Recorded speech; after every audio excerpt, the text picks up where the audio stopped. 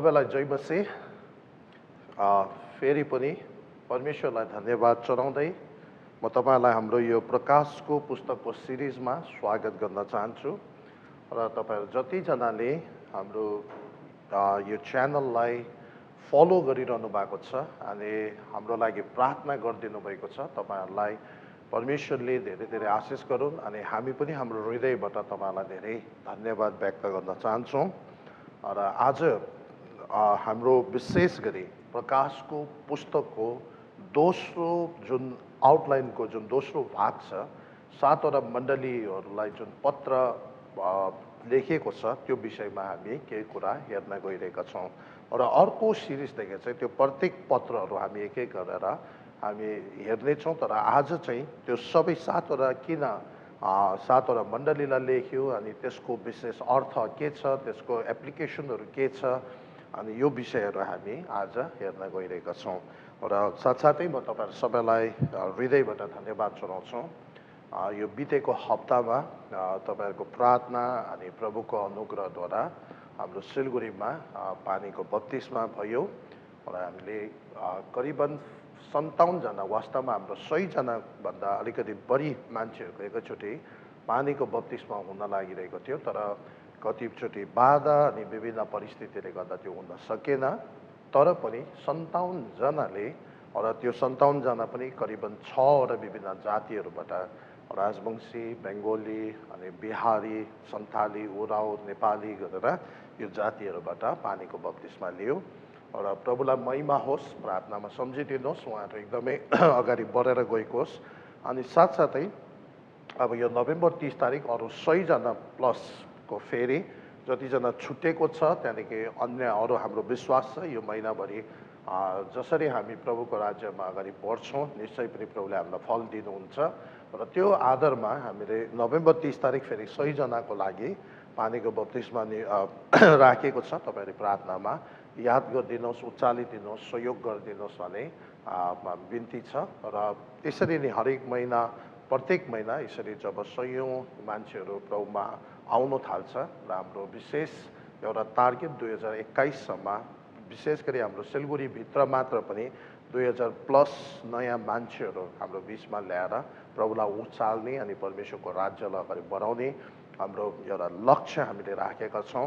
किनभने अब एकदमै समय नजिक छ, केवल हामी अरूलाई मात्र भनेर समय नजिक छ भन्ने मात्रै होइन, तर आफै पनि हामी फिल्डमा लागि परेर धेरैभन्दा धेरै आत्माहरू प्रभुमा ल्याउने अनि उनीहरूलाई तयार गर्ने अनि उनीहरूले फेरि प्रभुमा अरू आत्माहरू, अरू मानिसहरू ल्याउन सक्ने अवस्था सृजना गर्नका लागि हामी प्रभुसँग निरन्तर प्रार्थनामा जोड दिइरहेका छौँ। अनि यसरी नै हाम्रो बिचमा परमेश्वरको अनुग्रहमा बिहारमा राम्रो काम भइरहेको छ। बिहारमा यो तेस्रो मण्डली बनिरहेको छ। डिसेम्बरभन्दा अगाडि हाम्रो त्यो मण्डलीको उद्घाटन हुन्छ। अनि साथसाथै बिहारमा विभिन्न कटिहार अनि पूर्णिया डिस्ट्रिक्टमा चाहिँ विशेष गरी काम भइरहेको छ एकदमै। अनि अरू डिस्ट्रिक्ट जस्तो सिवान जस्तो त्यहाँनिर पनि भाइ आलम मेहबुबले हाम्रो यहाँ काम गरिरहेको छ। अनि साथसाथै यता कलकत्तामा त एकदमै बृहत रूपमा बढिरहेको छ। प्रत्येक हप्ता नयाँ मान्छेहरू प्रभुमा आइरहेको छ। अनि हाम्रो अर्को एउटा ग्रुप ब्रान्च बनारसमा पनि सुरु भएको छ। तपाईँले प्रार्थनामा सम्झिदिनु होला। सिलगढी वरिपरि अनि इभन अरू ठाउँतिर पनि, गुवाहाटीहरू, आसामतिर, सिक्किम विभिन्न ठाउँहरूमा प्रभु काम बढिरहेको छ। परमेश्वरलाई महिमा होस्। र अब हामी यो सातवटा मण्डलीहरूको विषयमा अलिकति हामी अगाडि हेर्न गइरहेका छौँ र प्रकाशको पुस्तकलाई हामीले हेरिसक्यौँ। 3टा भाग गरेर हामी हेर्न सक्छौँ। पहिलो भाग चाहिँ प्रकाशको 1 अध्यायको 9 देखि 20 पदमा, जहाँनिर चाहिँ प्रभुले यूहन्नालाई तत्कालीन त्यो बेला जब यूहन्ना आत्मामा थियो र प्रभु येशू ख्रीष्टको जो महिमित रूप प्रभुको दर्शनमा उसले जुन देखेको थियो त्यो त्यो लेख्नु भनेर भनेको थियो। अनि हामीले त्यो पहिलो सिरिजमा त्यो कुरा, दोस्रो सिरिजमा हामीले त्यो कुरा हेरिसकेका छौँ र त्यहाँदेखि उता अर्को सेकेन्ड पार्ट चाहिँ के छ भन्दाखेरि यो 7वटा मण्डलीलाई जुन पत्र लेखेको छ त्यो चाहिँ प्रकाशको पुस्तक 2 अध्याय र अनि 3 अध्यायभित्र छ। त्यो 7वटा मण्डलीको पत्रहरूको विषयमा अब हामी दोस्रो यो भागलाई हामी हेर्न गइरहेका छौँ। अनि यो पहिलो अनि दोस्रो भाग यो आउटलाइनको पहिलो दोस्रो चाहिँ छोटो छ। त्यहाँदेखि तेस्रो चाहिँ 4 अध्यायदेखि लिएर अन्तिम 22सम्म त्यो अन्तिमको अध्यायसम्म चाहिँ यो तेस्रो भाग पर्छ। अनि तेस्रो भाग जब सुरु हुन्छ त्यति बेला मण्डली ऱ्याप्चर भइसकेको हुन्छ, मण्डली यहाँनिर छैन। अनि यहाँनिर प्रकाशको पुस्तक हामी एकदमै क्लियरली के देख्छौँ भन्दाखेरि जबसम्म मण्डली यहाँ पृथ्वीभित्र छ, हाम्रो इङ्गेजमेन्ट येशू प्रभुसँग हाम्रो हुनेवाला दुल्हासँग भइसकेको छ है। अनि उहाँ अघि हाम्रो लागि जग्गा तयार गर्नु जानुभएको छ र एक दिन उहाँ बादलमा हामीलाई लिनु आउनुहुन्छ र हामी यहाँदेखि अब ऱ्याप्चर भएर उहाँसँग जान्छ अनि विवाहको त्यो बोझभित्र अनि ख्रिस्टको सिंहासनको अगाडिका इनामभित्र हामी प्रवेश गर्छौँ। अनि अन्तिममा गएर यहाँ हुन्जेलसम्म अहिले पृथ्वीमा हुन्जेलसम्म यो मण्डलीको युग चर्च एजसम्म चाहिँ हामीलाई ख्रिस्टको एउटा दुलहीको रूपमा होइन तर परमेश्वरको शरीर बडी अफ क्राइस्टको रूपमा हामीलाई चिनिन्छ भनिन्छ भने जब हामी त्यो 7 साल माथिको विवाहको बोझमा बसेर फर्केर आउँदाखेरि चाहिँ हामीलाई प्रकाशित वाक्य 19को 7 पदमा चाहिँ मण्डलीलाई त्यति बेला चाहिँ ख्रिस्टको दुलही भनेर सम्बोधन गरेको छ। अनि त्यसले गर्दाखेरि त्यो बेला गएको त्यो ऱ्याप्चर भएर गएकोहरू चाहिँ सबै त्यो विवाहको भोजभित्र भाग लिन्छ, फर्केर आउँदा दुलहीको रूपमा फर्केर आउँछ। तर एउटा कुरा हामीले याद गर्नुपर्ने कुरा के छ भने त्यो 7 सालको महासङ्कटको समयभित्र पनि कतिपय मानिसहरूले प्रभु विश्वास गर्छ तर उनीहरू शहीद हुन जान्छ, उनीहरू मारिन्छ। अनि तिनीहरू चाहिँ त्यो विवाहको बोझमा त्यहाँ दुलहीको रूपमा होइन, तिनीहरू एउटा ट्रिबुलेसन सेन्ट एउटा सतावटबाट उम्केर आएको सन्तगणहरू भनेर उनीहरू स्वर्गमा परमेश्वरको उपस्थितिमा आउँछ तर तिनीहरू दुलहीको रूपमा होइन। तर हामी जति पनि अगाडि अहिले नि यो मण्डलीको युग भनौँ यो बेला यो अन्त हुँदाखेरि जब हामी ऱ्याप्चर भएर जान्छौँ त्यहाँदेखि मात्र त्यो व्यक्तिहरू चाहिँ माथि पुगेपछि त्यो विवाहको बोझमा बसेर फर्केर आउँदा दुलहीको रूपमा फर्केर आउँदैछ। अनि यो चाहिँ 4 अध्यायदेखि उता गएर चाहिँ सबै कुराहरू त्यो 7 सालको सङ्कटको कुराहरू भनेको छ। अनि विशेष गरी ऱ्याप्चरको कुरा आउँदाखेरि हामीले अब धेरै कुराहरू हामी हेर्छौँ, कतिजनाले सङ्कटको अगाडि ऱ्याप्चर हुने, बिचमा हुने, कतिले पछि हुने कुराहरू छ। तर हामी यहाँनिर के देखिरहेका छौँ भन्दाखेरि परमेश्वरले मण्डलीलाई चाहिँ उहाँको क्रोधको लागि राख्नुहुन्न, अनि त्योभन्दा अगाडि नै मण्डली उठाउनुहुन्छ। अनि दोस्रो थेस्लोनिकी 2 अध्यायको 6-7 पदमा हेऱ्यो भने जुन रोकेर राख्ने शक्ति जबसम्म यहाँनिर छ तबसम्म त्यो जुन एन्टी क्राइस्ट छ, म्यान अफ ललेसनेस छ, त्यो चाहिँ पृथ्वीमा एकदम देखा पर्दैन भनेको छ। तर जब त्यो रोकेर राख्ने शक्ति चाहिँ के हो भन्दा रोकेर राख्ने शक्ति भनेको चाहिँ पवित्र आत्मा परमेश्वर साथसाथै पवित्र आत्मा परमेश्वरबाट अगुवाई भएको मण्डलीहरू है। जब त्यो चाहिँ ऱ्याप्चर भएर गएपछि अनि त्यहाँदेखि म्यान अफ ललेसनेस जुन एन्टी क्राइस्ट छ त्यो चाहिँ एकदमै सिनमा देखा पर्छ। जबसम्म त्यो मान्छे एन्टी क्राइस्ट सिनमा देखा पर्दैन तबसम्म 7 सालको सङ्कट त्यो जुन ट्रिबुलेसन टाइम छ त्यो सुरु हुन सक्दैन। तर त्यसले गर्दाखेरि चाहिँ हामीलाई कन्फर्म थाहा छ कि दोस्रो थेस्लोनिकी 2 अध्यायको 6 र 7 पद अनुसार हामी त्यो कुरा थाहा पाउँछौँ कि मण्डली चाहिँ अगाडि नै उठाएर लगिनेछ। तर अब यहाँनिर त्यो विषय हामी हेर्न गइरहेको छ। आज हामीले यो 7वटा मण्डलीको विशेष गरी अलिकति ब्याकग्राउन्ड अनि त्यसको अर्थहरू हामी हेरिरहेका छौँ। तर यो एक एकवटा पत्र चाहिँ होइन, एक एकवटा पत्र चाहिँ म अर्को सिरिज देखेँ, एफिसीको पत्रको अर्को सिरिजमा, त्यहाँदेखि अरू स्मरणीयको मण्डलीको अर्को सिरिजमा हामी हेर्न गइरहेका छौँ। तर अहिलेलाई चाहिँ हामी यो 7वटा मण्डलीको विशेष ब्याकग्राउन्ड यसको खास एप्लिकेसनहरू के हो हामी त्यो कुरा हेर्न गइरहेका छौँ। अनि सबैभन्दा पहिला चाहिँ यो 7वटा मण्डली चाहिँ पक्का रेल मण्डलीहरू हो है, पक्का रेल मण्डलीहरू हो। अनि यो चाहिँ कहाँनिर थियो भन्दाखेरि एसिया माइनरमा है। एसिया माइनर भनेको अहिलेको मोडर्न डे टर्की, अहिलेको टर्की भन्ने ठाउँमा भएको मण्डलीहरू हो। यो पक्का 7वटा मण्डलीहरू त्यति बेला थियो। अनि यो 7वटा मण्डली चाहिँ जग्गा पछिको नामको आधारमा त्यो नाम राखिएको छ। जस्तो उदाहरणको रूपमा सिलगढीमा मण्डली छन्, सिलगढीको मण्डली, जलपाइगुडीमा छन्, जलपाइगुडीको मण्डली, दार्जिलिङमा छन्, दार्जिलिङको मण्डली, कलकत्ताको मण्डली भनेर यस्तो तरिकाले त्यो जग्गै पछिको मण्डलीको नाम। अनि किनभने यो सम्पूर्ण जति पनि छ एफिसियस, स्मर्ना, पर्गमम, थायटिरा, सार्डिस, फिलाडेल्फिया अनि त्यहाँदेखि लौडेसिया भन्नेहरू चाहिँ पक्का जग्गा हो, त्यो ठाउँ हो अनि त्यो ठाउँको नाउँहरू। अनि यो 7वटा मण्डली चाहिँ जब यूहन्नाले यो दर्शन देखेको बेलामा भइरहेको त्यति बेला भएको मण्डलीहरू हो, त्यो बेला एक्जिस्ट भइरहेको मण्डलीहरू, रियल मण्डलीहरू हो।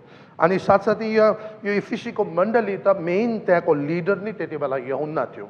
अनि त्यो बेला यूहन्नालाई सतावटमा परेर उहाँलाई पत्मसको टापुमा पठाएको थियो। त्योभन्दा अगाडि उहाँ यो एफिसीको मण्डलीको मेन लिडर पनि थियो। अनि साथसाथै मेरो विश्वास छ कि उहाँद्वारा त्यो अरू 6वटा मण्डलीमा पनि पक्का पनि उहाँले ओभरसियर गरिरहनु भएको थियो। र यो 7वटा रियल मण्डलीहरू। अनि विशेष गरी प्रभुले किन 7 भनेर छान्नु भयो त? किन 7वटा? किन उहाँले 8वटा या 6वटा पत्र लेख्नु भएन त? है, अनि त्यसरी हेऱ्यो भने त मण्डली त त्यति बेला अरू थुप्रै मण्डलीहरू पनि थियो। जसरी हेऱ्यो भने यरुशलेमको मण्डली थियो, एन्टियोकको मण्डली थियो, कलसीको मण्डली थियो, गलातियाको प्रान्तमा भएको मण्डलीहरू थियो। अनि त्यहाँनिर चाहिँ लेखेन, तर यो सबै यो 7वटालाई चाहिँ किन चुन्यो? अनि यसको विशेष जियोग्राफिकली यो जुन तरिकाले 7वटा एकदमै नजिक तरिकाले त्यहाँ लोकेसन जुन तरिकाले उनीहरू त्यो ठाउँको जग्गा छ, साथसाथै यो 7वटा जग्गाको नामको कारणले गर्दा यिनीहरूको जुन नामको अर्थ छ त्यो चाहिँ पछि गएर त्यसको अर्थ, त्यो नामको पछाडि चाहिँ प्रोफेटिक मिनिङ पनि छ। त्यसको पछाडि चाहिँ आउनेवाला दिनहरूको भविष्यवाणी त्यो नामको आधारमा पनि त्यहाँनिर हामी भेटाउँछौँ। अनि त्यो हामी पछि गएर हेर्न गइरहेछौँ। तर मेन कुरा चाहिँ यहाँ के छ भने किन उहाँले 7वटा पत्र लेख्नुभयो? किन 6वटा या 5वटा या 8वटा किन लेख्नु भएन? अनि त्यस्तै तपाईँ र मैले राम्रोसित हेऱ्यो भने एक हप्तामा 7 दिन हुन्छ। अनि यो कुनै जाति, कुनै धर्म, कुनै देशले बनाएको होइन, यो त प्रभुले बनाउनु भएको। एक हप्तामा 7 दिन। अनि यो चाहिँ उत्पत्ति 1 अध्यायमै हामी भेट्छौँ। पहिलो दिन प्रभुले यो सृष्टि गर्नुभयो, दोस्रो दिन। अनि त्यति बेला परमेश्वरले किन एक हप्तामा 8 दिन या 6 दिन या 9 दिन बनाउनु भएन त? किन 7 बनाउनु भयो त? नम्बर 1 एउटा कुरा चाहिँ के हो भने 7 भनेको चाहिँ एकदमै पर्फेक्ट हो। 7 भनेको चाहिँ कम्प्लिट हो, पूर्णता हो। 7 भनेको चाहिँ परमेश्वरलाई देखाउँछ। अनि यदि हामीले पिता परमेश्वर, पुत्र परमेश्वर, पवित्र आत्मा परमेश्वरलाई नम्बरमा लेख्नु पर्यो भने हामी 7 भनेर लेख्न सक्छौँ। किनभने यो उहाँहरूको पूर्णता, सिद्धता, पवित्रतालाई देख्दछ। अनि यहाँ प्रकाशको पुस्तकमा यस्तो 7 थुप्रो भेट्छौँ हामी। 7वटा तारा, 7वटा सामदान, परमेश्वरको 7वटा आत्मा, 7वटा मोहर, 7वटा तुरही, 7वटा कचौरा, यस्तो 7 थुप्रै हामी भेट्छौँ। अनि यो जति कुराहरू परमेश्वरबाट आउँछ सिद्धतामा, यो सबै कुराहरूमा 7 हुन्छ। किनभने परमेश्वरलाई एकदमै सिद्ध हुनुहुन्छ, उहाँ पवित्र हुनुहुन्छ, उहाँ कम्प्लिट हुनुहुन्छ है। उहाँ अधुरो हुनुहुन्न, उहाँ पूर्ण हुनुहुन्छ। अनि उहाँ भरपर्दो, विश्वासयोग्य, उहाँले जे भन्छ त्यही कुराहरू पुरा हुन्छ। त्यसले गर्दा उहाँ 7 हो। तर जब तपाईँले प्रकाशको 13मा गएर शैतानको त्रिएकलाई तपाईँले ट्रिनिटीलाई तपाईँले हेऱ्यो भने उनीहरूले के लेखेको छ? 666। अनि यो चाहिँ उनीहरूको एउटा त्यो मान्छेलाई धोका दिने कुरा हो। एउटा उनीहरूको शैतानको ट्रिनिटी उनीहरूले देखाएको। पहिलो 6 चाहिँ को हो भन्दाखेरि त्यो प्राचीनको सर्प लुसिफर आफै हो। दोस्रो 6 चाहिँ को हो भन्दा त्यो समुद्रबाट निक्लेर आएको जुन पहिलो पशु छ, जो चाहिँ ख्रिस्टको जग्गा लिएर झुटो मसिया भएर मान्छेहरूलाई देखाएर झुकाएर भरममा पार्नु खोजिरहेको छ। त्यो 7 सालको सङ्कटमा धेरै मान्छेहरूलाई भरममा पार्यो। उसको घाउ बिचमा निको भएको, मरेर उठेको जस्तो देखाएको छ, पुनरुत्थान भएको। यो चाहिँ झुटो मसिया ख्रिस्टको जग्गाको, पुत्र परमेश्वरको जग्गा उसले लिनु खोजेको। अर्को 6 अनि तेस्रो 6 चाहिँ समुद्र जमिनबाट निक्लेर आएको जुन पशु छ, जसले चाहिँ जहिले पनि त्यो अगाडिको पशुलाई आराधना गर्न लगाउँछ, अगाडिको पशुलाई फलो गर्न लाउँछ। त्यो चाहिँ त्यो फल्स प्रफेट या पवित्र आत्मा परमेश्वरको जग्गा लिनु खोजेको। अनि यो वास्तवमा शैतानको ट्रिनिटी हो। अनि यसमा तपाईँ र मैले हामी एकदमै डराइरहनु पर्दैन। यो कस्तो खालको छाप हो, के हो, वास्तवमा हामी रिजेक्ट गर्छौँ। यो शैतानको ट्रिनिटी झुटो हो, यो सच होइन, यो हामी पैताला मुनि येशू ख्रिस्टको नाउँमा खिचाउँछौँ। अनि यसको अगाडि हामी धेरै चिन्ता भएर कष्ट आउँछ होला, अब आइहाल्छ भन्ने होइन। यो त जब त्यो महासङ्कटको समय हुन्छ तब मात्रै सुरु हुन्छ। तर अहिले हामीले चिन्ता गर्नुपर्ने हाम्रो अगाडिको अब हुनु आँटेको इभेन्ट भनेको ऱ्याप्चर हो।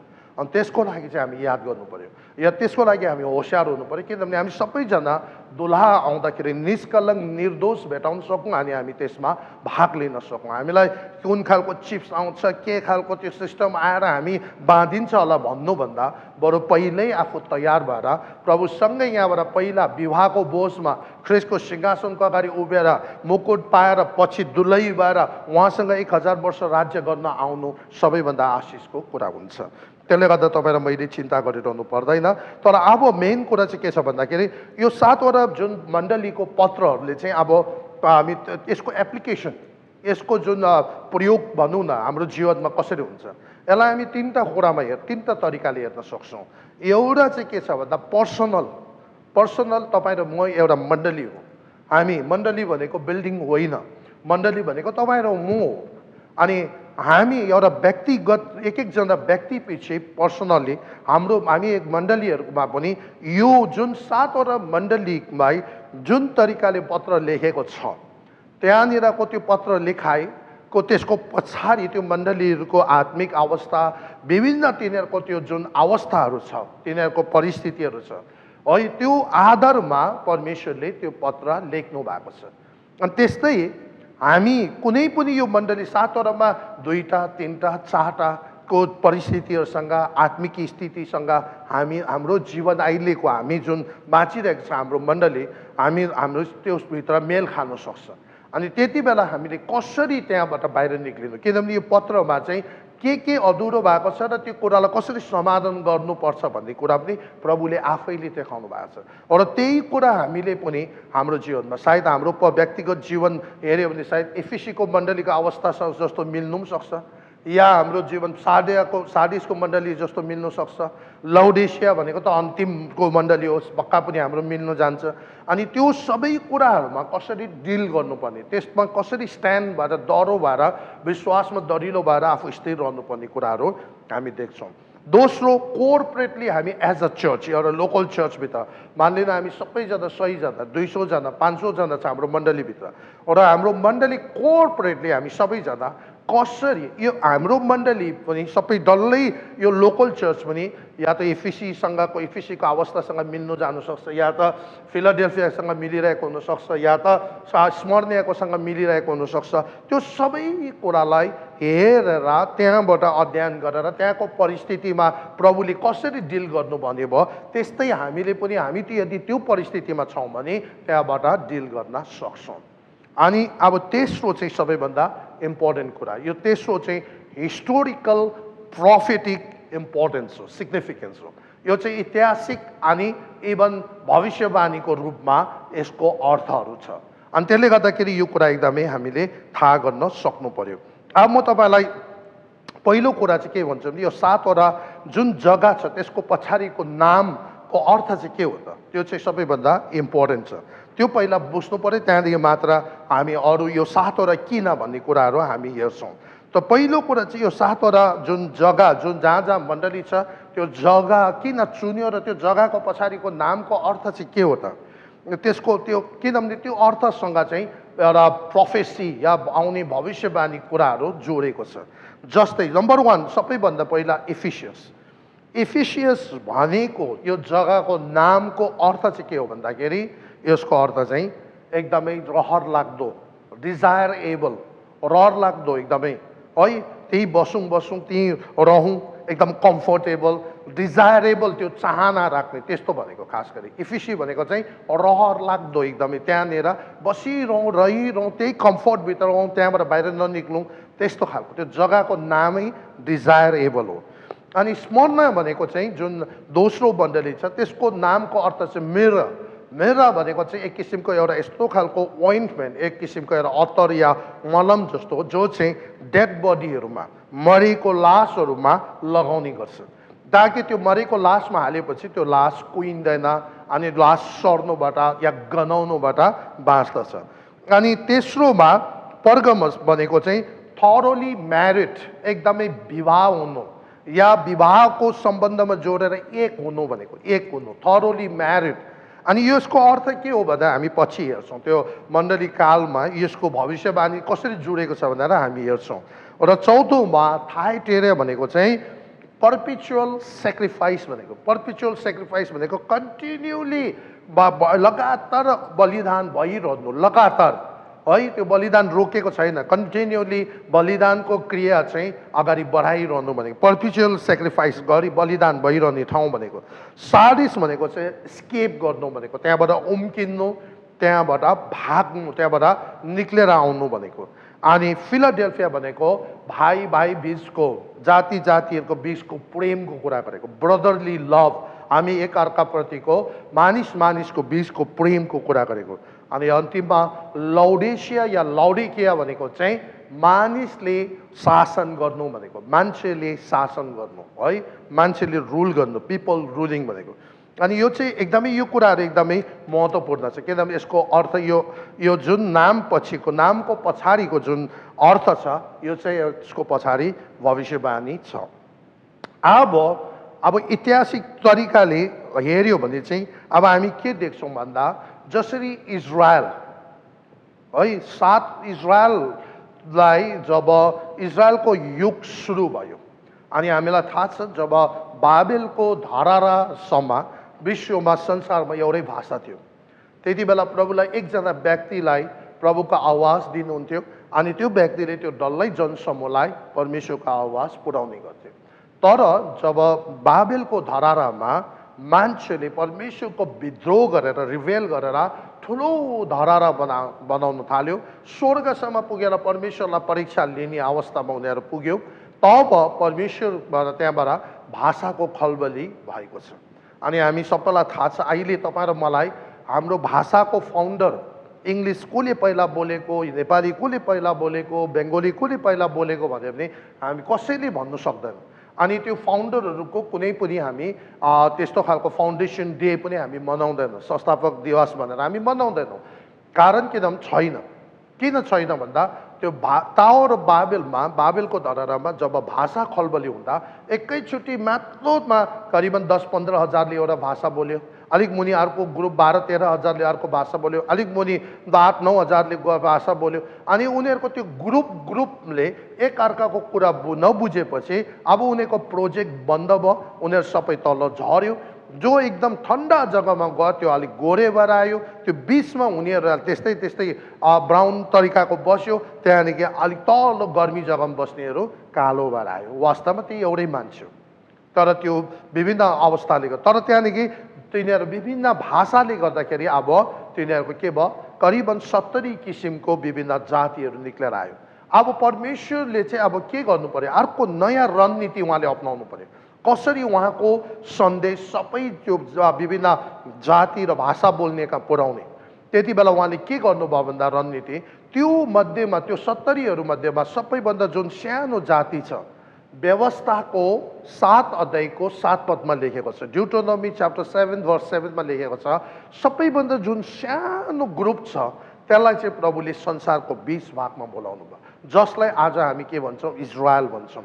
अनि त्यसलाई परमेश्वरले व्यवस्था दिनुभयो अनि उनीहरूलाई हुकुम गर्नुभयो कि तिमीहरू यो व्यवस्थाको आधारमा जिएर यो बलिदानहरू यसरी गर्दै सबै अरू जातिहरूको बिचमा तिमीहरू के हुनुपर्ने, इजरायल चाहिँ एउटा उदाहरण या मोडल अनि इक्जाम्पल भइदिनु पर्ने, ताकि इजरायलको त्यो इक्जाम्पलद्वारा अरू सबै जातिहरूले यावे सृष्टिकर्तालाई चिन्न सकेको होस्। अनि त्यहाँ यो कुरा किन हामीले हेरिरहेका छौँ भन्दा इजरायलको चाहिँ जुन समयकाल छ एक्ज्याक्टली 2000 वर्ष छ। अनि हामीलाई थाहा छ 1 हप्तामा 7 दिन परमेश्वरले अन्दाजमा बनाउनु भएको होइन, सुरुको आदमदेखि अब्राहमसम्म, इजरायल बनिन्जेलसम्म 2000 वर्ष छ, जुन चाहिँ परमेश्वरको निगाहमा 2 दिन हो। किनकि वचनमा लेखेको छ, दोस्रो पत्रुस 3 अध्यायको 8 पदमा है, अनि भजन सङ्ग्रह 90 मा पनि लेखेको छ यो कुराहरू कि परमेश्वरको निगाहमा मानिसको 1000 साल चाहिँ उहाँको अगाडि 1 दिन जस्तै मात्र हो। र यो हिसाबले हेऱ्यो भने आदमदेखि लिएर अब्राहम इजरायल बनिन्जेलसम्म 2000 वर्ष जुन चाहिँ 2 दिन परमेश्वरको, त्यहाँदेखि अर्को इजरायलको जब युग आयो, इजरायलको समय आयो, इजरायल बनेदेखि इजरायल सकिन्जेलसम्म मण्डली पेन्टिकोसको दिन जब मण्डली उद्घाटन मण्डलीको बर्थ हुन्जेलसम्म अर्को 2000 वर्ष त्यहाँनिर टाइम भएको छ, जसले चाहिँ अर्को 2 दिन बित्यो या 4 दिन भयो। अब त्यहाँदेखि अब त्यसो हो भने पेन्टिकोसको दिनदेखि मण्डली ऱ्याप्चर हुन्जेलसम्म मण्डलीको पनि 2000 साल पक्का पनि हो, अनि मण्डलीको युग पनि 2000 साल हो। अनि त्यहाँदेखि बाइबलमा हामी हेर्छौँ 6 दिनसम्म प्रभुले सबै कुरा सृष्टि डाङडुङ काम सकेपछि 7औं दिन उहाँले विश्राम गर्नुभएको छ।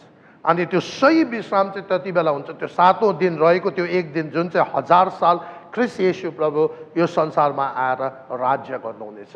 त्यति बेला सबै मानिसहरू, त्यति बेला शैतानलाई अतल कुण्डमा थुनेको कारणले गर्दा संसारमा साँच्चै नै एक किसिमको शान्ति भएर आउँछ, मानिसहरूको आयु बढेर जान्छ।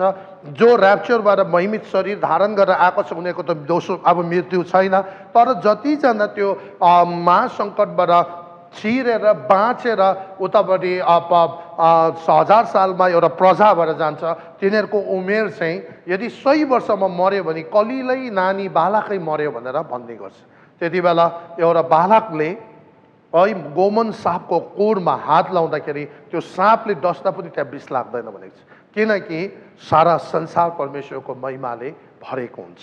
तर त्यो चाहिँ अब हामी पछि भागहरूमा हामी हेर्न गइरहेछौँ, तर अहिले हामीले यो 7वटा कुरा अनि अघि हामीले हेर्दै मण्डलीको युग अब यो 5औं र 6औं दिन सुरु भइरहेको छ है, अन्तिम यो 2000 साल। त्यहाँदेखि उता भनेको अन्तिममा मण्डलीको जन्म पेन्टिकोसको दिन भयो भने अब मण्डलीको 2000 साल अन्त चाहिँ मण्डली उठाएर लाने दिन सुरु हुन्छ या दोस्रो आगमनमा, त्यति बेला त्यो अन्त हुन्छ। अनि यसले गर्दाखेरि तपाईँ र मैले थाहा गर्नु पर्यो अब यो मण्डलीको जुन 2000 सालको उमेर छ यो चाहिँ 7 विभाजित 7 समयकालमा पिरियड्सहरूमा सायद 7वटा टाइममा युगहरूमा यसलाई बाँडेको छ, जसले गर्दा यो 7वटा मण्डलीलाई पत्र पठाएको छ।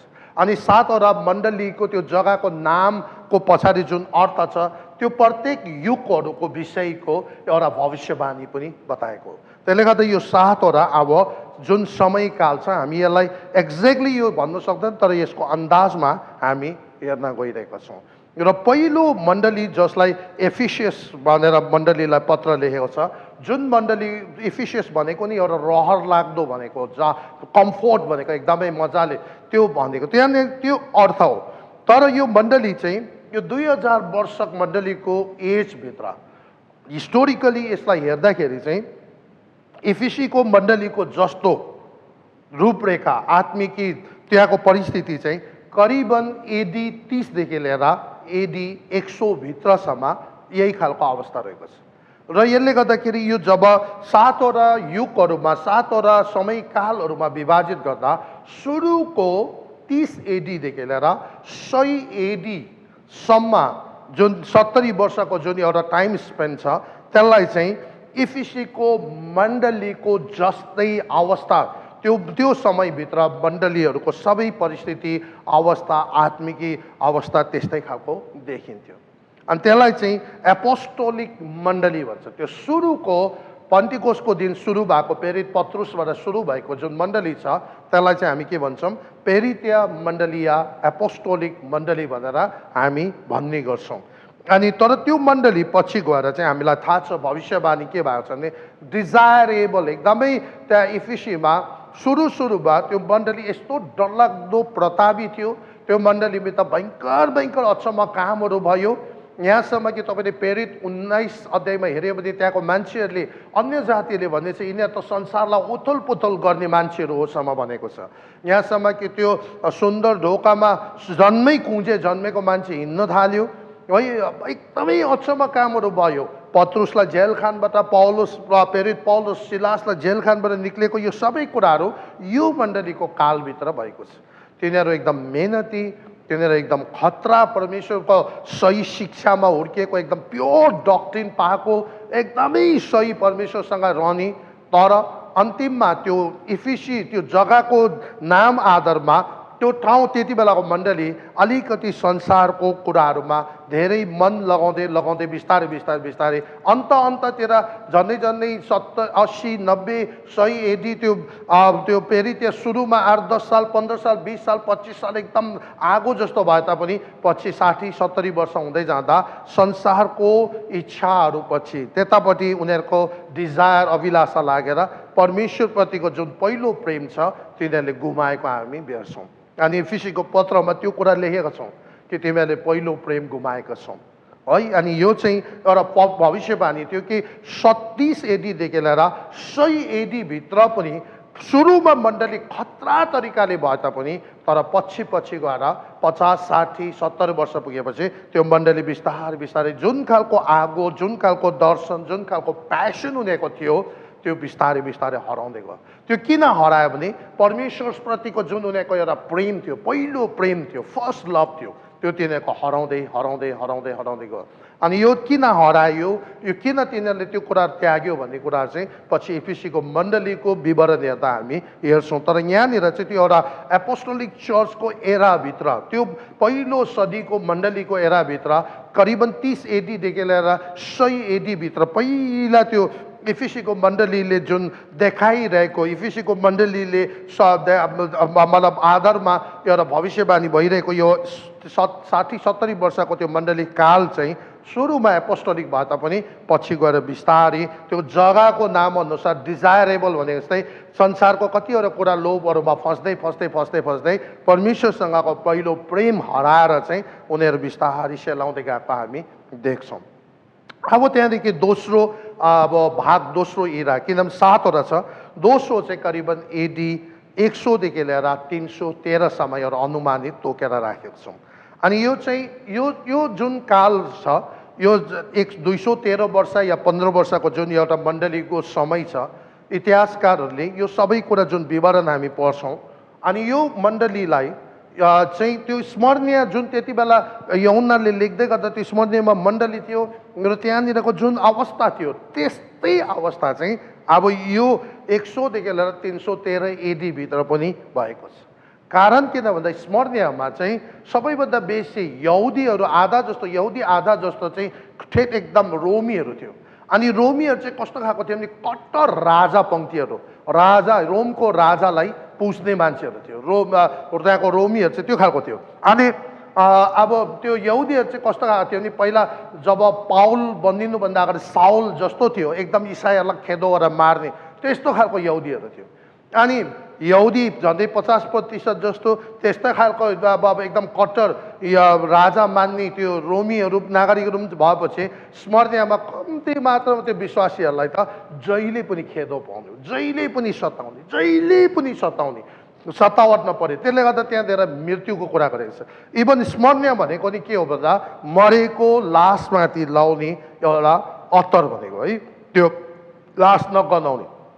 अनि यसले चाहिँ प्रोफेटिकली के बताइरहेछ भने यो चाहिँ करिबन स्मरणीयको मण्डलीले चाहिँ 100 एडीदेखि लिएर 313को समयकाललाई देखाउँदैछ दोस्रो युगलाई जसलाई चाहिँ प्रोसिक्युटेड चर्च या मार्टर चर्च भन्छ है जुन चाहिँ मण्डली चाहिँ सताएको या शहीद भएको मण्डली। अनि यो सम्झिनुहोस् तपाईँको आजभन्दा 1700-1800 वर्ष अगाडिको कुराहरू हो। त्यति बेला संसारमा कति थियो होला जनसङ्ख्या तर त्यति बेलाको यो करिबन 200 सालको अवधिभित्रमा 50 लाखभन्दा बेसी इसाईहरू शहीद भएको छ। अनि यो चाहिँ कस्तो कति डरलाग्दो हो। अनि त्यहाँनिर एकदमै डरलाग्दो सतावट आएको छ। अनि यसलाई चाहिँ स्मरणीयको मण्डलीलाई चाहिँ करिबन 100देखि लिएर 313 भित्रमा पनि त्यसरी विश्वासीहरूलाई त्यति बेला रोमको राजा डोमिटियन आएको पछि के त यति साह्रो त्यहाँदेखि उताको राजाले त यति साह्रो सताए क्रिस्चियनहरूलाई अलिकति असिना बढी पर्यो इसाईलाई पक्रेर सिंहको खोरमा हाल्यो। अलिकति बेसी पानी परेर भल पहिरो आयो इसाईलाई पक्रेर काँचो छालामा पुरा सिलाएर वन कुकुर र बोसोहरूको बिचमा फ्याँकिदिने। अनि इसाई अलिकति बेसी केही भुइँचालो भत्रा केही आयो 2-4 घर पक्रियो यो इसाईहरूको कारणले हो भने तिनीहरूलाई पक्रेर अलकत्र जिउभरि दलेर जिउँदै जलाइदिने यो सबै कुराहरू थियो। अनि यो स्मरणीय जुन पत्र छ यो चाहिँ मण्डलीको दोस्रो 100देखि लिएर करिबन 313 एडी भित्रको एउटा भविष्यवाणी जस्तो थियो। यो समयकालमा चाहिँ मण्डली यसरी सताइन्छ। यो समयमा मण्डली एकदमै डरलाग्दो शहीद भएर जान्छ। अनि त्यहाँ मृत्युको कुरा गरेको छ। अनि मिर्रा त्यो जग्गाकै नामले पनि के देखाउँदैछ, लासमाथि लाउने एउटा अत्तर भनेर देखाइरहेको छ। त्यहाँदेखि तेस्रो युग जब हाम्रो सुरु हुन्छ त्यो चाहिँ 313 एडीदेखि लिएर 590 भित्रको कुरा छ। अनि यो चाहिँ हामीले तेस्रो पत्र चाहिँ पर्गमसको मण्डलीलाई लेखेको छ। अनि पर्गमस भनेको चाहिँ के हो भन्दा विवाह भएर एक हुनु भनेको, विवाह भएर एक हुनु। अनि यो चाहिँ यो चर्चलाई चाहिँ कस्तो खालको चर्च भन्छ भन्दाखेरि स्टेट चर्च, या त यो जुन 313 देखि 590 को जुन एउटा समयकाल छ त्यति बेलाको मण्डलीलाई चाहिँ एपोस्टोलिक होइन, त्यति बेला मण्डलीलाई प्रोसिक्युटेड होइन, त्यो मण्डलीलाई चाहिँ कम्प्रोमाइज चर्च या त स्टेट चर्च भनेर भन्नु सक्छ, एकदमै कम्प्रोमाइज भएको। यो कारण यो विवाह जग्गाको नाम पर्गमस भनेको जग्गाको नामको पछाडि अर्थ पनि के हो, विवाह भएर एक हुनु। अनि यो चाहिँ के हो भन्दाखेरि 313 मा रोममा एक किसिमको लडाइँ भइरहेको थियो। अनि त्यहाँनिर को चाहिँ रोमको राजा हुने, अनि त्यसमध्येमा एकजना व्यक्ति कन्स्टेन्टाइन भन्ने मान्छेलाई एउटा दर्शन, क्रुसको दर्शन देख्छ। अनि उहाँले आवाज पाउँछ कि यो चिन्हमा तिमीले लडाइँ लड, तिमी विजय हुन्छौ। अनि उसले त्यति बेला थाहा पाउँछ मैले ख्रिस्टलाई विश्वास गर्नुपर्ने रहेछ। उहाँले येशूलाई विश्वास गर्छ, लडाइँ लड्छ, विजय हुन्छ, रोमको राजा हुन्छ। अब के भयो, राजा प्रभुलाई विश्वास गर्ने विश्वासी भयो। जब राजै विश्वासी भएपछि हिजोसम्म मण्डली सबैभन्दा बेसी सतावटमा खेद्नुमा पर्ने आज मण्डली राजै चाहिँ इसाई भएपछि अब मण्डली त सबैभन्दा बेसी सहुलियत पाउने, सबैभन्दा बेसी फाइदा, मण्डलीलाई सबैभन्दा बेसी प्रिभिलेज आयो। राजाले अब के गर्यो, मण्डलीको लागि विशेष दर्जा, मण्डलीको लागि विशेष फेभर, मण्डलीलाई विशेष स्थान दियो। अनि अन्तिममा गएर जुन परमेश्वर राजाको जो शासन छ, त्यो गभर्मेन्ट छ र यो मण्डलीलाई बराबर बनाइदियो। अनि स्टेट र यो चर्चलाई बराबर बनाइदियो। अनि चर्च पुरा फुल्ली रेजिस्टर्ड, चर्च फुल्ली आफ्नै तरिकाले एउटा सरकार इन्डिपेन्डेन्टली गभर्मेन्टले यसलाई केही गर्नु नपाउने त्यस्तो खालको चल्नु सक्ने अब त्यहाँदेखि के बनाइदियो, राजाले बनाइदियो। जसले गर्दा के भयो, अब चर्च र संसारको यो राज्य चाहिँ विवाह भएको जस्तै भयो, थरोली म्यारिड एक जस्तै भयो। यति साह्रो पावरफुल भएर आयो कि चर्च र मण्डली चाहिँ स्टेट र त्यो राज्य सरकार र देशको सरकार र मण्डली चाहिँ बराबर भएर आयो। जसले गर्दा त्यसलाई चाहिँ हामी के भन्छौँ, स्टेट चर्च पनि भन्छौँ। तर त्यति बेला के भइदियो भन्दा कतिजना मान्छे साँचो तरिकाले प्रभुलाई विश्वास गरेको होइन, तर राजाबाट साथ पाउनको लागि, राजालाई खुसी पाउनको लागि उनीहरू कतिजना त्यत्तिकै मुखले मात्र इसाई भयो, कतिजना त्यत्तिकै केही सहायता पाउँछ, केही सहुलियत पाउँछ, मद्दत पाउँछ भने त्यत्तिकै मुखले मात्र क्रिस्चियन चर्च आउने, देखाउने, राजालाई खुसी पार्ने, राजाको अगाडि मात्र, तर भित्री हृदय उनीहरूको छैन।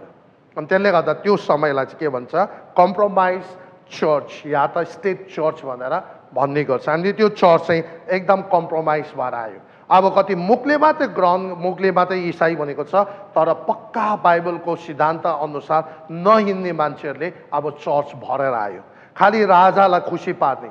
अनि त्यही कुराहरू त्यसरी अगाडि बढ्दै गयो 590 सम्म। त्यहाँदेखि अब चौथों पत्र जुन छ थाइटेरियाको मण्डलीलाई लेखेको छ। अनि थाइटेरिया भनेको जो जग्गाको नामको हामीले अघि हेर्दै थियौँ, लगातार बलिदान भइरहने ठाउँ भनेको, लगातार बलिदान भइरहने ठाउँ।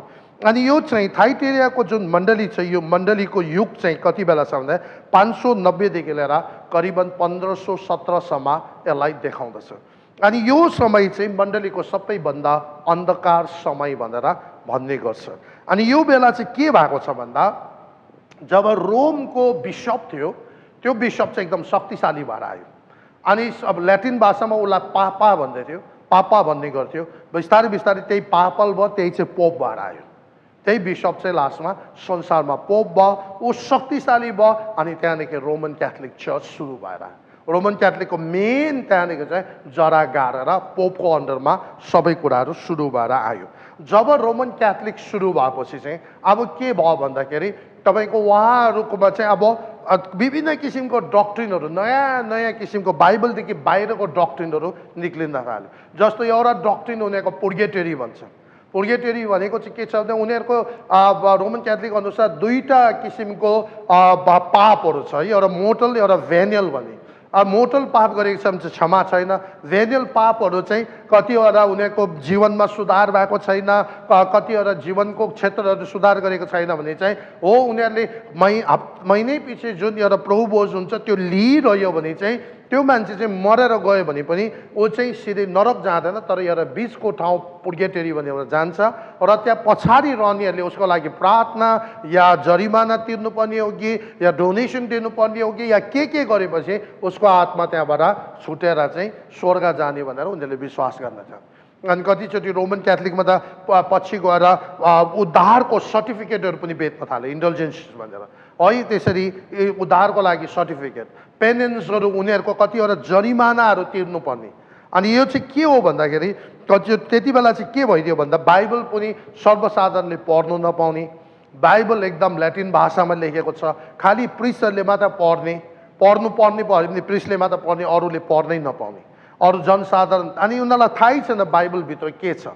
अनि त्यो चाहिँ एकदम डार्क एजेस भने सबैभन्दा अन्धकारको समय। अनि यहाँनिर चाहिँ यो कन्टिन्युअल सेक्रिफाइस, अब यो रोमन क्याथोलिकको अर्को चाहिँ सबैभन्दा डरलाग्दो एउटा उनीहरूको डक्ट्रिन चाहिँ के निक्लेर आइदियो भन्दा ट्रान्ससब्स्टेन्सिएसन भन्छ, जुन चाहिँ तपाईँको प्रभु बोझको विषयमा। जब उनीहरूको विश्वास चाहिँ के यस्तो प्रकारले उनीहरूले विश्वास गर्न थाल्यो, जब त्यो रोटी अनि दाखरसलाई प्रार्थना गरेपछि त्यो रोटी र दाखरस चाहिँ पक्का येशू प्रभुको शरीर अनि येशू प्रभुको रगत बनिन जान्छ भनेर विश्वास गर्न थाल्यो। त्यसले गर्दा पछि गएर अब उनीहरूले मान्छे नियुक्त गर्नु पारे, त्यो जोसुकैलाई दिनु भएन, भरे अलिकति पोख्यो भने झऱ्यो भने त्यो अपमान हुन्छ भनेर उनीहरूले विशेष रूपमा एउटा प्रिस्ट छानेर उसले चाहिँ सबैलाई सर्भ गर्नुपर्ने, जसले गर्दाखेरि एउटा तलको ले पिपुल साधारण जनसाधारण सेवा लिने अनि माथिबाट प्रिस्ट क्लर्जीहरू सेवा दिने दुई भाग पनि विभाजित भयो। अनि यो सबै कुराहरू हुँदै आयो। अनि त्यति बेला चाहिँ तपाईँको कस्तो भयो भने एक किसिमले शिक्षा के देख्यो भन्दाखेरि चाहिँ अब चाहिँ सबै ख्रिस्टको रगतको बलिदान मात्र पर्याप्त छैन, हामीले पनि सर्टिफिकेट पैसा तिरेर उक्त उद्धार र मुक्तिको लागि किन्नुपर्ने, अनि त्यहाँदेखि त्यो बिचमा अर्केकोहरूलाई पछाडिबाट विभिन्न के मतलब घेवा गरेको जस्तो विभिन्न अरू के गरेर उसलाई त्यहाँबाट छुटाएर पठाउनु पर्ने, कतिवटा जरिमानाहरू तिर्नुपर्ने, यो सबै कुराहरू कन्टिन्यू भइबस्यो, यस्तो खालको चलिबस्यो। अनि थायटिरा भनेको जग्गाको नाम नै के हो भन्दाखेरि अनगोइङ सेक्रिफाइस या पर्पिचुअल सेक्रिफाइस भनेको त्यो बलिदान दिइरहनु पर्ने, भइरहनु पर्ने। तर तपाईँहरू मलाई थाहा छ जब ख्रिस्ट येशू प्रभु क्रुसमा हुनुहुन्थ्यो, अन्तिम उहाँले आत्मा पिता कहाँ सोध्दाखेरि उहाँले भन्नुभयो इट इज फिनिस, यो समाप्त भयो। अनि प्रभु येशूको त्यो बलिदान चाहिँ वान्स फर अल, सधैँभरको सबै जाति सबै युगको मान्छेहरूको लागि हो। अरू कुनै बलिदानको हामीलाई आवश्यक छैन। हामीले कुनै जरिमाना तिरेर या सुनले चाँदीले हिरा मोती हाम्रो धर्म कर्म केहीले पनि हामीले उद्धार किन्न सक्दैनौँ, मुक्ति किन्न सक्दैनौँ। यो मुक्ति र उद्धार केवल येशू प्रभुको नाममा मात्र हुन्छ, अरू कहीँबाट हुँदैन।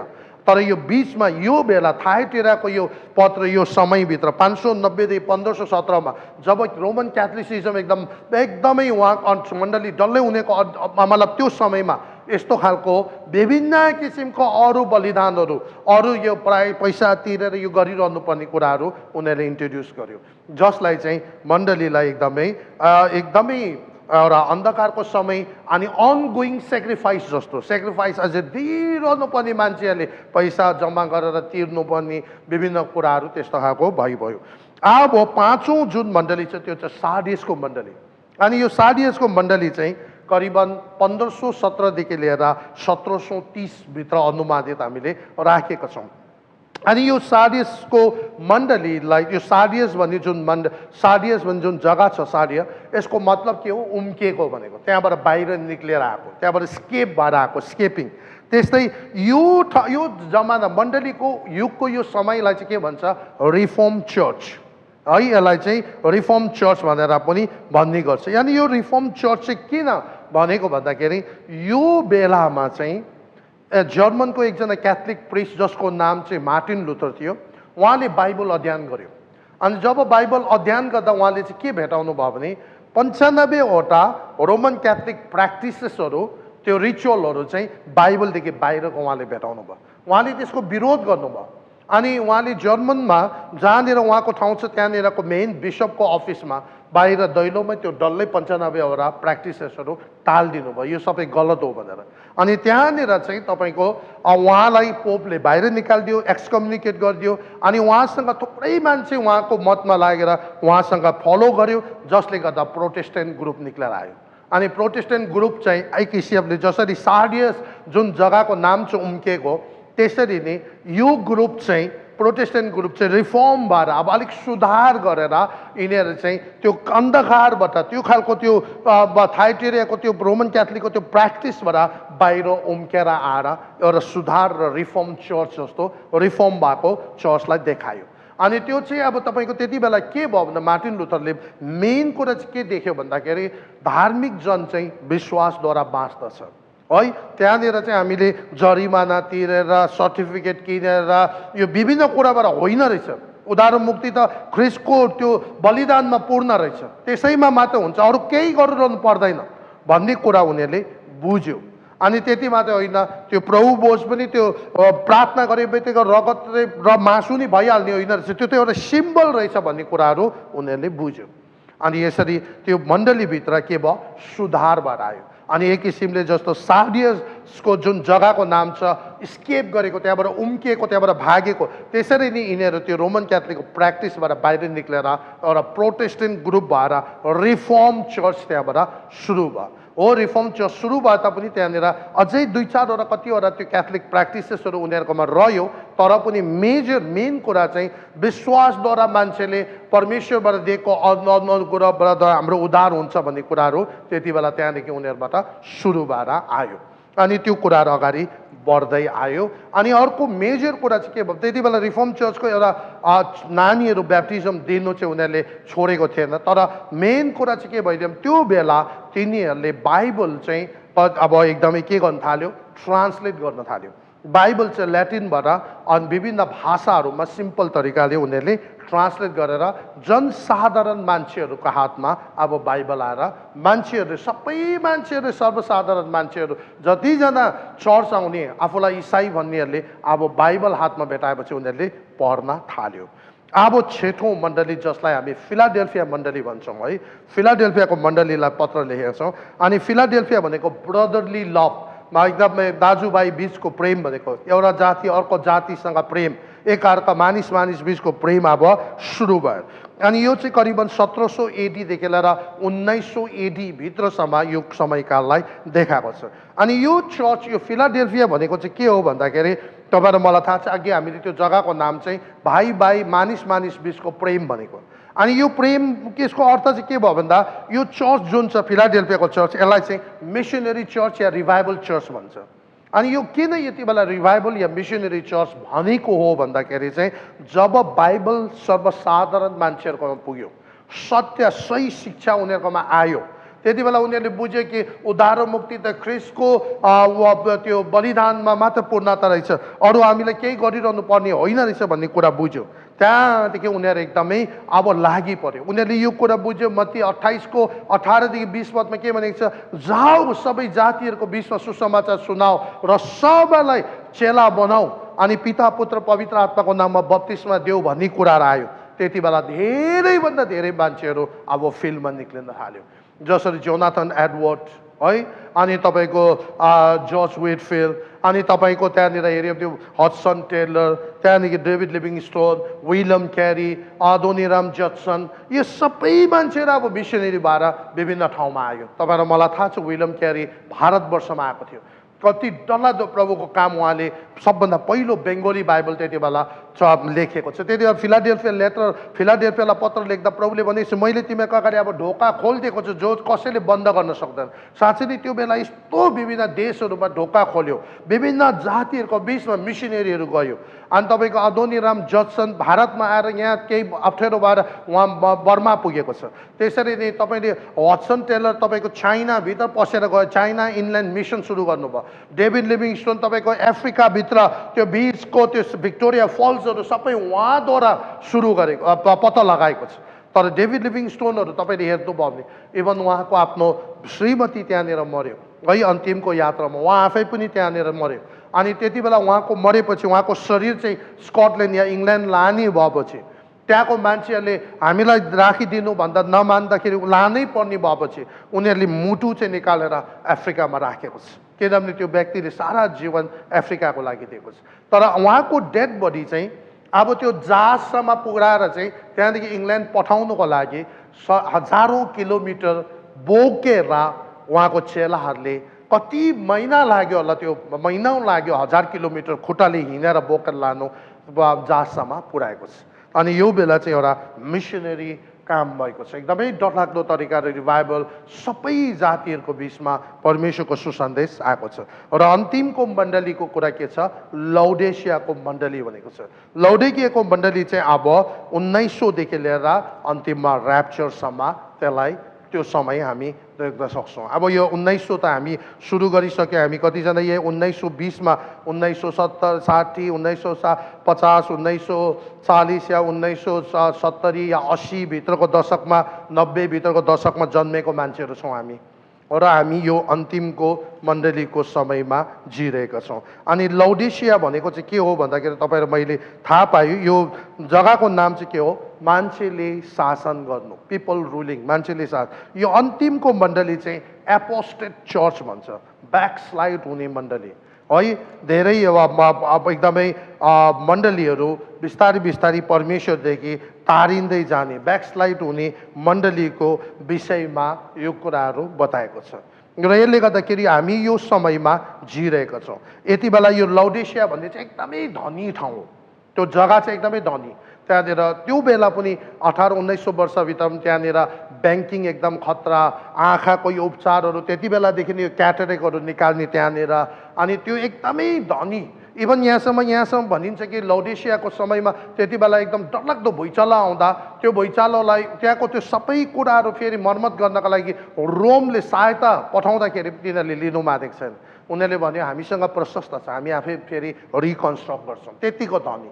र अहिलेको मण्डलीहरू पनि सबै सुख सुविधा, पैसा रुपियाँ, कम्फर्ट, विभिन्न किसिमको फोन सुविधा, इन्टरनेट, अब नाना किसिमको युट्युब, फेसबुक, यो सबै मिडियाले गर्दाखेरि एकदम मण्डली कम्फर्टमा आएको छ। र त्यसले गर्दाखेरि मण्डली चाहिँ न तातो न चिसोको अवस्थामा आएको छ। र यो चाहिँ 1900 वर्षदेखि लिएर ऱ्याप्चरसम्मको मण्डलीको अब क्यारेक्टर चाहिँ, गुण चाहिँ प्रोफेटिकली यस्तो बताएको छ कि यस्तो भएर जान्छ। जस्तो त्यति बेला लौडेसियामा थियो, त्यो लौडेसियाको बिलिभर्सहरू एकदम धनी, त्यहाँ टेक्सटाइल राम्रो, टेक्सटाइल इन्डस्ट्री राम्रो, ब्याङ्किङ राम्रो, मेडिसिन राम्रो भएकोले गर्दा तिनीहरू एकदमै धनी। अनि त्यो विश्वासीहरू एकदम कम्फर्टमा धनी भएकोले गर्दा परमेश्वरप्रतिको विश्वासमा त्यति साह्रो छैन, प्रभुको मिसन र दर्शनमा केही पनि छैन। उनीहरू आफैले हामी त विश्वासी नै हो, हामी धनी छौँ भनेर सोच्ने, तर परमेश्वरले तिनीहरूलाई के भनेको छ, तिमीहरू त मेरो नजरमा सबैभन्दा गरिब दरिद्र नाङ्गोहरू हो भनेर भनेको छ। तिमीहरू न तातो न चिसो, म त चाहन्छु कि त तिमीहरू चिसो भएल कि तातो भएल है भनेर परमेश्वरले लौडेसियाको मण्डलीलाई भन्यो। र अहिलेको अन्तिमको यो 1900देखि लिएर यता अन्तिमको मण्डलीको पनि यस्तै तरिका हुन्छ भनेको छ। किनभने अहिलेको तकनिकी टेक्नोलोजीले गर्दा, मान्छेहरूको सुविधाले गर्दा, एक क्लिकमा सारा संसार घरमै बसी बसी आउने भएको कारणले गर्दा अब मान्छे यति साह्रो सुविधा अनि परमेश्वरदेखि एकदम टाढिँदै टाढिँदै। जब तपाईँले पश्चिमी मुलुकमा हेर्नुभयो भने थुप्रै मण्डलीहरू बन्द भइरहेको छ, सेलमा छ है। पहिला आजभन्दा 50 वर्ष अगाडि 3000-4000 मेम्बर भएको चर्चहरू अहिले 8-9 जना पनि चर्चमा छैन, बिस्तारै बिस्तारै सुक्दै गयो। युथहरू प्रायः जस्तो छन् नै छैन। अनि त्यहाँनिरको मेनलाइन चर्चेसहरू कस्ता छन् नि, त्यहाँनिर बोर्डहरू छ, कमिटीहरू छ। त्यो कमिटी र बोर्डले पास्टर एपोइन्ट पनि गर्ने, फायर पनि गर्ने, हायर पनि गर्ने, फायर पनि गर्ने। यदि त्यो पास्टरले उनीहरूले भनेको जस्तो पोलिसीमा हिँडेन भने पास्टर फायर गरिदियो। वचन प्रचार गर्न थाल्यो, वचनको सही कुराहरू चाहिँ प्रचार गर्यो, काट्ने खालको प्रचार गर्यो, सुधार गर्ने खालको प्रचार गर्यो, तर उनीहरूले भनेको जस्तो गरेन, मेम्बर लुज गर्न थाल्यो भने पास्टरले निकालिदियो। अनि यो खालको अवस्था छ। त्यसले गर्दाखेरि अब अहिले के भयो, लौडेसिया भनेको मान्छेले शासन गर्ने। त्यसले गर्दाखेरि इभन डल्लै एउटा चर्च, मेनलाइन चर्चहरू पनि कमिटीले शासन गर्ने, पवित्र आत्मा होइन, कमिटी बोर्डले चाहिँ शासन गरिरहेको। साथसाथै व्यक्तिगत हिसाबले पनि मान्छेहरूले मेरो शरीर हो, मेरो जीवन, मेरो खुसी नि भनेर ख्रिस्टलाई प्रभु तपाईँको अधीनतामा तपाईँको इच्छा तपाईँले मलाई जबरजस्ती चलाउनुहोस् भन्ने होइन है। यदि म चाहिँ तपाईँको विरुद्धमा छ मलाई अनुशासन गर्नुहोस्, मलाई तारमा दिएर सही बाटोमा ल्याउनुहोस् भन्ने चाहिँ छैन। तर म जे गर्नु मनपर्छ म त्यो गर्छु, प्रभु मलाई आशीर्वाद दिनुहोस् भन्ने मात्र, मलाई ब्लेस गर्नुहोस् भने आफै जे मन पर्यो त्यही गर्यो। वास्तवमा हाम्रो हृदयको सिंहासनमा येशूले राज गरेको छैन, हाम्रो आफ्नो इच्छा आफ्नो अभिलाषाले राज गरिरहेको। यो चाहिँ अन्तिम दिनको मण्डलीको लक्षणहरू हो। त्यसले गर्दा दोस्रो तिमोथी 3 अध्यायको 1देखि म यहाँदेखि पढ्दैछु 5 पदसम्म यसरी लेखेको छ, तर यो बुझिराख कि आखिरी दिनहरूमा डरलाग्दो समयहरू आउनेछ, किनभने मानिसहरू आफैलाई मात्र माया गर्ने, रुपियाँ पैसाको मोह गर्ने, घमण्डी, हठी, अरूको बदनाम गर्ने, आमा बुवाको आज्ञा पालन नगर्ने, बैगुनी, अपवित्र, स्वाभाविक, प्रेम रहितका, खुसी पार्न नसकिने, अरूको बदख्वाई गर्ने, दुराचारी, कुर, असल कुरालाई घृणा गर्ने, विश्वासघाती, उताउला, अहङ्कारले फुलेका, परमेश्वरलाई भन्दा सुख विलासलाई प्रेम गर्ने, भक्तिको वेश चाहिँ लिने तर त्यसको शक्तिलाई इन्कार गर्ने हुनेछ। यस्ता मानिसहरूबाट अलग बस्छ। अनि यो चाहिँ लौडेसियाको मण्डलीको समयकालको लक्षणहरू यहाँनिर बताएको छ। र यो 7वटा मण्डली जुन छ नाम अनुसार त्यसको पछि भविष्यवाणी छ र यो समयकालहरू पनि छुटेको छ। र यसले गर्दा अब मण्डलीको युग अन्त हुनु एकदमै नजिक छ। यदि त्यो 30 एडी या 31 या 32 या 33 एडीमै मण्डलीको बर्थ हो भने, मण्डलीको यदि 2000 वर्ष हो भने तपाईँ सोच्नु होला, यदि 30 हो भने 2029मा मण्डली 2000 वर्ष पुग्छ भनेको आज हामी 2020 को अन्तिमतिर छौँ। अनि हामीसँग कति छ, या इभन त्यो 7 वर्ष चाहिँ त्यही भित्र गरेर त्यो सबट्र्याक्ट गर्नु, त्यसलाई घटाउनु पर्ने हो भने तब हाम्रो हातमा कति छ। त्यसले गर्दा तपाईँ र म एकदम सचेत रहौँ। अन्तिमको दिनहरूमा यो न तातो न चिसो यो संसारको सुख सुविधा, यहाँको सुख विलास, हामीलाई परीक्षामा परेर हामी पनि मोस मस्ती र संसारको कम्फर्टभित्र भुलेर परमेश्वरको मिसन र परमेश्वरको दर्शनदेखि टाढा हुन गइरहन्छ। इभन त्यो चाहिँ अरू सबैलाई मात्र नभएर इभन प्रभुको दासहरू, परमेश्वरको दास, म आफै पनि, हामी सबैजना पनि कतिचोटि हाम्रो आफ्नो अभिलाषामा, आफ्नै इच्छामा, आफ्नो कुराहरूमा हामी घुमाएर कति साल, कति वर्ष, कति समयहरू, कति रिसोर्सेसहरू हामीले बर्बाद गरी पठाउँछौँ, कति समय बर्बाद गर्छौँ, कति। अनि यो कुराहरूदेखि हामी पश्चाताप गर्दै स्वीकार गर्दै परमेश्वरको राज्यमा अब चाहिँ अन्तिमको त्यो फिनिसिङ चाहिँ राम्रो तरिकाले दिनका लागि आफूलाई तयार गर्ने दिनहरू आएको छ। र त्यस कारण म तपाईँलाई उत्साह दिन चाहन्छु र परमेश्वरमा तपाईँहरू सबैजना बलियो भएर रहनुहोला। यो समयकालहरू हामीले बुझ्यौँ। अब अर्को समयमा हामी एक एकवटा मण्डलीको विस्तृत कुराहरू हामी हेर्नेछौँ। तबसम्म प्रभुले तपाईँलाई सुरक्षा राखौँ। हामी छोटो प्रार्थनाको साथ अन्त गर्छौँ। परमेश्वर बुवा, हामी तपाईँलाई धन्यवाद दिन्छौँ, विशेष गरी मण्डलीको यो 2000 वर्षको युगलाई 7वटा विभाजित तरिकाले बताउनु भयो। त्यो बेलाको लक्षणहरू तपाईँले हामीलाई देखाउनु भयो र हामी अहिले लौडेकियाको अन्तिमको मण्डलीको समयभित्र छौँ। साँच्चै नै संसारमा ज्ञान, बुद्धि, टेक्नोलोजीहरू बढेर एकदमै कम्फोर्टहरू बढेर गएर विश्वासीहरू प्रभु हामी धेरैचोटि परीक्षामा परेर परमेश्वरदेखि टाढा र आफ्नो सुख विलास र संसारको मेटलिजम एकदमै त्यतैपट्टि मात्र भागिरहेका हुन्छौँ। प्रभु हामीलाई यो दिनहरूमा यस्तो कुराहरूबाट बचाइदिनुहोस्, हामीलाई मेटेरियलिस्टिक कुराहरूबाट बचाउनुहोस्। त्यो खालको परीक्षामा होइन, तर अब चाहिँ फिलाडेल्फियाको मण्डली जस्तै एकदमै सबैको बिचमा, सबै जातिहरूको बिचमा प्रभुको राज्य प्रचार गर्ने, आत्मा जित्ने, आफूलाई खालि स्थापित गर्ने, आफ्नो काम भएपछि अरूलाई मतलब नराख्ने होइन, तर प्रभु सबैको आत्माको फिक्री गरेर तपाईँको तर्फबाट मेहनत गर्ने हामीलाई बनाउनुहोस्। धन्यवाद छ प्रभु, यो सबै कुराको लागि महिमा तपाईँलाई होस्। जतिजना उहाँले यो कुरा हेरिरहेको छ प्रत्येकसँग तपाईँ हुनुहोस्, पवित्र आत्मा तपाईँ उहाँसँग बोल्नुहोस्। यो दिनहरूमा सबैलाई सचेत गराएर तयारी राखिदिनुहोस्। सबै कुराको लागि धन्यवाद दिँदै प्रभुलाई महिमा चढाउँदै प्रार्थनालाई आशिष माग्छु येशू प्रभुको नाममा, आमेन। सबैलाई परमेश्वरले प्रशस्त आशिष गरून्। अब हामी अर्को सेसनमा हाम्रो चौथो भाग पहिलो पत्रमा हामी भेट्नेछौँ। तबसम्म तपाईँहरू सबैजना सुरक्षित रहौँ अनि एकअर्कालाई प्रार्थनामा हामी उचालौँ। सबैलाई जय मसीह।